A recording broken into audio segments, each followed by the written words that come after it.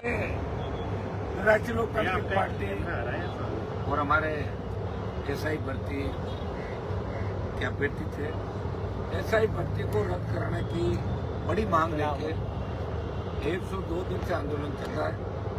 24 अप्रैल को शुरुआत करी और 26 तारीख से हम लगातार शहीद स्थान पर बैठे हैं, जिसमें लोकसभा का सत्र चल रहा है और बीच में 12-13 तारीख से लेकर लगातार मेरे शासक के तौर पर जो कार्यक्रम थे, मीटिंग थी, वो लेने में नागौर गया।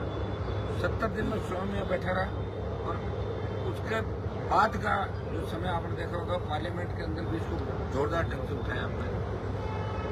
ऑल पार्टी मीटिंग के अंदर भी जोरदार ये मुद्दा छाया रहा। जब जेपी नड्डा जी को मैंने याद दिलाया कि आप खुद वहां गए थे, उन्होंने मुझे आश्वस्त किया कि इसकी चर्चा हम कराएंगे। पेपर लीक की घटनाएं देश के अंदर हुई, तो पेपर लीक की घटनाओं पर देश की सबसे बड़ी संसद के पार्लियामेंट के अंदर नियम 193 में दूसरे तरीके से इसकी चर्चा हो। 10 घंटे 12 घंटे पेपर लीक की घटना को रोके। ये राजस्थान में होना, बिहार बंगाल कई जगह हुआ, लेकिन राजस्थान पेपर लीक की एक तरीके से राजधानी बन गया। आप कह सकते हो कि हब बन गया था। सबसे ज्यादा पेपर लीक की घटनाएं हो रही है, सबसे ज्यादा भर्तियां रद्द हो रही है, पेपर मार्केट के अंदर आ जाते हैं। और एसआई भर्ती और आरपीएससी जिसके पुनर्गठन की मांग कर रहे हैं, ये भारतीय जनता पार्टी के नेताओं ने, मोदी, अमित शाह, नड्डा जी और चाहे दूसरे लोग थे, वो जब ये चुनाव के अंदर आए थे, इसमें उन्होंने बात की थी कि अगर हमारी सरकार बने तो एसआई भर्ती हम रद्द करेंगे, जिसमें 869 ट्रेनिंग कर रहे थे, और आरपीएससी का पुनर्गठन करेंगे। उसमें जो बाधा आ रही थी, वो कह रहे थे कि राज्यपाल के पार पर दिल्ली ये जाएगा। आरपीएससी के अंदर उन्होंने बदलाव किया, चेयरमैन बदला और 7 की जगह 3 मेंबर नियुक्त करने का आदेश दिया। पुनर्गठन करने की बात जरूर कह रहे हैं, लेकिन हमारी मांग है कि जो पुराने जो चोटने वहां बैठे हैं सारे मेंबर और दूसरी टीम जो 30-35 साल का नौकरी करे, उनको एक बार निकाल कर सफाई करवा दीजिए, वो पुनर्गठन होगा। और इस भर्ती को आप रद्द करें। मामला हाईकोर्ट के अंदर चल रहा है, दिल्ली कूच का भी हमने कहा है, और प्रधानमंत्री से हम वापस टाइम मांगेंगे कल इस मामले में। मैंने पहले पीएम से टाइम मांगा था, पीएम ने गृहमंत्री को लिखा, लेकिन गृहमंत्री से भी हमारे डेलीगेशन के साथ मुलाकात नहीं हुई। मैं चाहता था कि एसआई भर्ती रद्द कराने को लेकर जो डेलीगेशन हमने किया, वो डेलीगेशन के साथ प्राइम मिनिस्टर से या गृहमंत्री से मुलाकात। कल हम इस मामले में पूरी कोशिश दोबारा करेंगे, फिर इस मामले को और मजबूत तरीके से लोकसभा के अंदर हम उठाएंगे। देश की जनता का ध्यान जाए, दोनों पार्टियों का ध्यान जाए और देश देखे, इसलिए हम लोकसभा के अंदर इस मामले को फिर उठाएंगे। निश्चित रूप से जेल भरो आंदोलन, 1.25 लाख लोगों की रैली, बार बार आपके जो धरने प्रदर्शन और आंधी बरसात और तूफान के अंदर भी जिस तरह नौजवानों ने देश में संदेश दिया और ट्विटर पे ट्रेंड चलाया आपने, भजनलाल हटाओ राजस्थान बचाओ, उसको शेडो बैन कराना पड़ा देश की सरकार को।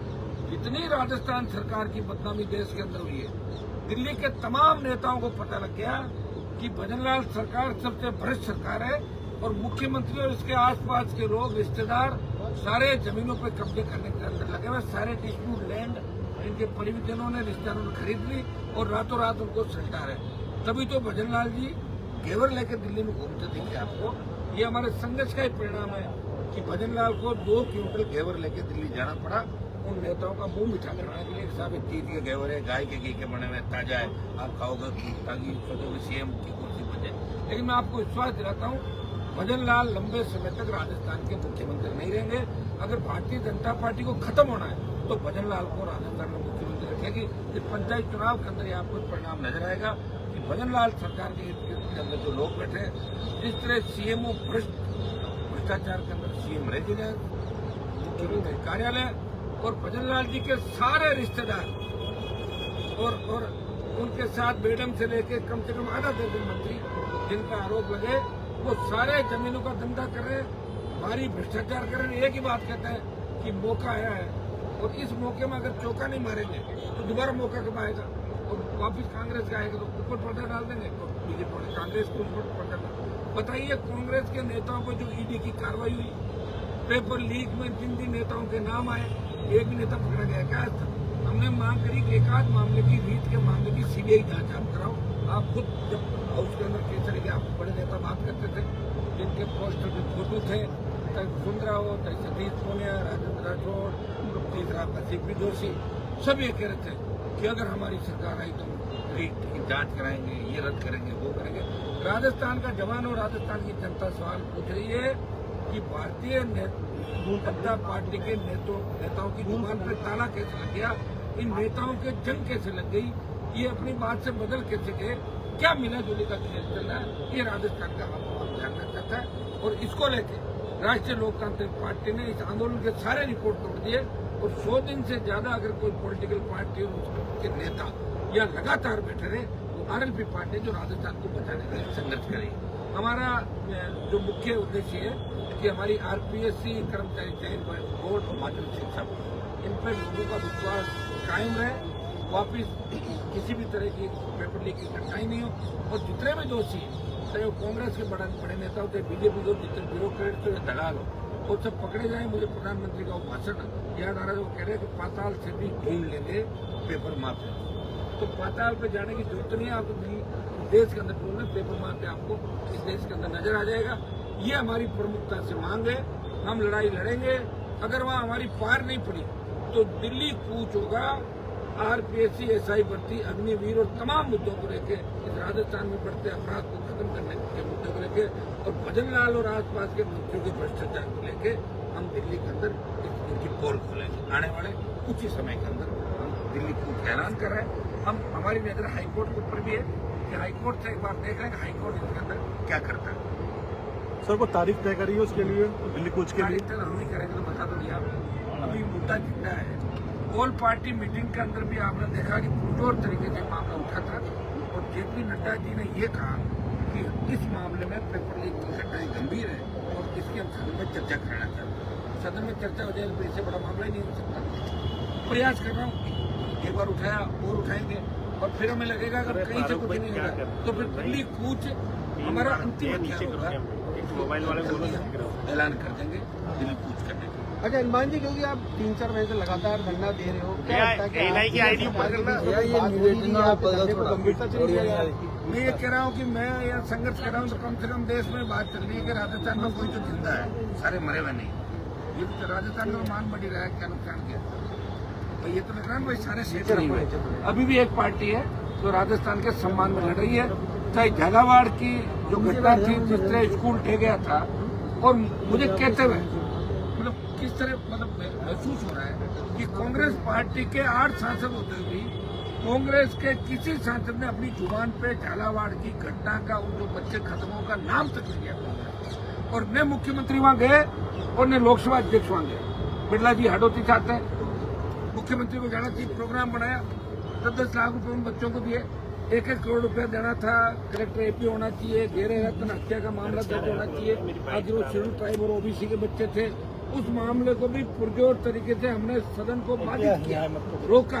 उस मामले को हमने पूरा विरोध कराया, पूरे देश ने देखा क्या मामला क्या। उस समय गृह मंत्री खुद हाउस के अंदर थे, राजनाथ सिंह जी थे, नड्डा जी थे और उन्होंने हमसे कहा कि इस मामले को हम लिखवाएंगे और निश्चित रूप से मेरा 0 ओवर के अंदर कल आया था।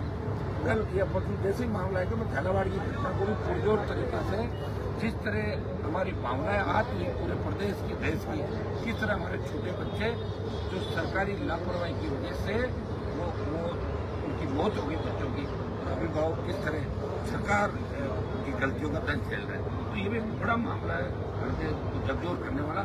इस मामले को भी आरएलपी ही उठा रही है। कहाँ गया अभी दूसरा बताओ मुझे?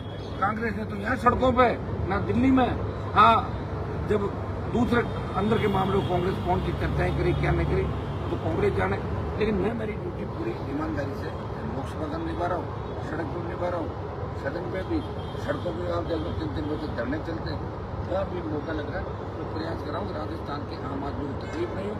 राजस्थान में जिस तरह बजरी माफिया को पहले जिस तरह कांग्रेस सपोर्ट करती थी, बीजेपी को ज्यादा सपोर्ट करें, तो पार्टनर भी एक बहुत से विधायक लीज के अंदर इनके मिनिस्टर पार्टनर है। तो हम प्रयास करें कि हमारे सपनों का राजस्थान बने, इसके लिए लंबा संघर्ष करना पड़ेगा। संघर्ष हम करें, लेकिन 100 दिन निकल गए, चिंता नहीं करें, काफी बदलाव भी हुए और बड़े बदलाव आने वाले समय के अंदर। हमने कहा गौरव श्रीवास्तव लीकर और बजरी का धंधा करता है, भातिया सीमत भगा कि नहीं भगा? हम ये कह रहे हैं कि भर्तियां रद्द होगी, नहीं होगी तो दिल्ली में उनको चैन से नहीं बैठने देंगे, ये मैं आपको विश्वास दिलाऊं।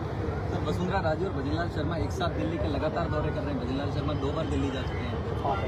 पहले भजनलाल की वसुंधरा जी यहाँ काम करते थे तो मेरा जब वो सीएम थी भजनलाल को जानती नहीं थी, वो बार बार नमस्ते करते वो करे क्या है बताइए कौन थे सब में भजनलाल अंदर रहते हैं।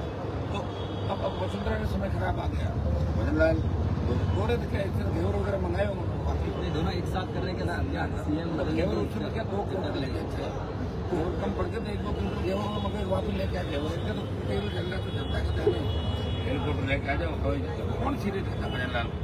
दिल्ली में तो इसकी रेपुटेशन बहुत डाउन होगी भजनलाल, हर कोई कह रहे हैं कहाँ सीएम बना दे, मजाक बना देना और एक तरीके से राजस्थान को अपमानित करते। इसके बजाय तो बिना सीएम के रह जाते, मोदी जी खुद ही चला लेते वहाँ भाई पीएम के साथ राजस्थान का सीएम वो भी तो रह सकता है।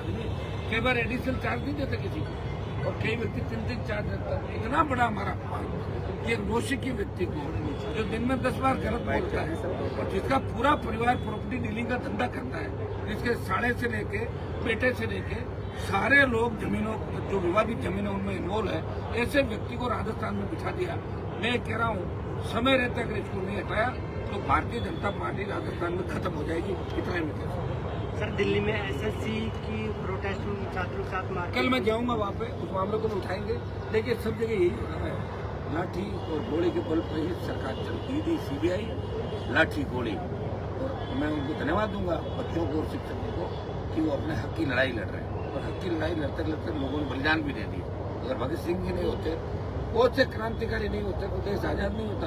अगर वो ये सोच रहे थे हम कौन से राज करेंगे, राज तो नेहरू को मिला था तो फिर हमें आज़ादी नहीं मिलती, इसलिए लड़ना पड़ेगा।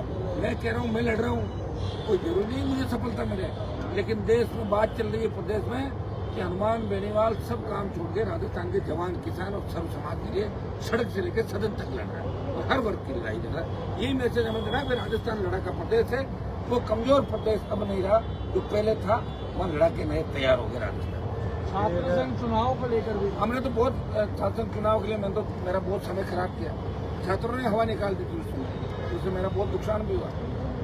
छात्र नेता चुनाव चाहते हैं, आम छात्र चुनाव नहीं चाहते।